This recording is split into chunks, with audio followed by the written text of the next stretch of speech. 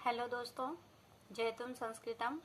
सबसे पहले तो मैं वीडियो नहीं डाल पा रही थी इसलिए कि मेरे हस्बैंड जो है महाकाल दर्शन के लिए गए थे और आज आए हैं, तो इसलिए मैं वीडियो डाल रही हूँ। और इससे पहले जो मैं वीडियो नहीं डाल पाई उसके लिए सॉरी। तो चलिए, आज की इस वीडियो में हम लोग जानेंगे संस्कृत में सत्व संधि। हम लोग जो है संस्कृत में विसर्ग संधि पढ़ रहे हैं और संस्कृत में जो विसर्ग संधि है सत्व संधि भी उसी के अंतर्गत आता है।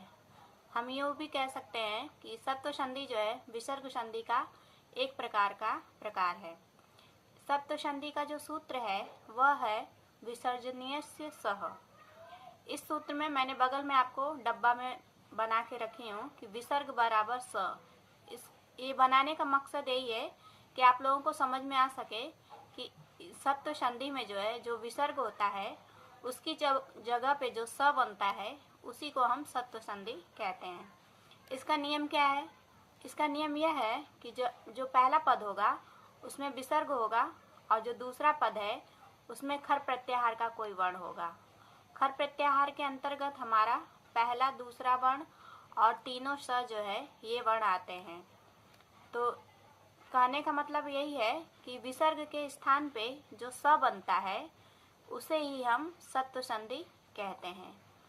विसर्ग संधि में हमको जो है एक इम्पॉर्टेंट बात याद रखनी होती है कि जो विसर्ग संधि है उसको पूरा करने के लिए हमें हमेशा जो है व्यंजन संधि का प्रयोग करना पड़ता है। तो हम यूँ समझे कि विसर्ग संधि का नियम लगा दिए, विसर्ग संधि पूरा हो गया, तो नहीं होता है। विसर्ग संधि में पहले उसका नियम लगाएंगे, उसके बाद जो है उसको शुद्ध करने के लिए व्यंजन संधि का भी जो सूत्र है उसका प्रयोग किया जाता है। तो आप लोग इस बात को हमेशा ध्यान में रखिएगा कि विसर्ग संधि जब भी होगा तो उसमें साथ ही साथ व्यंजन संधि का भी प्रयोग किया जाता है। ये जो है इम्पोर्टेंट फैक्ट है विसर्ग संधि से संबंधित। अब इसको पहचानेंगे कैसे कि सत्व संधि है, जो विसर्ग का स्थान है वहाँ पे हमें श बनता हुआ दिखेगा, तो हम समझ जाएंगे कि इसमें विसर्ग का सत्व संधि है।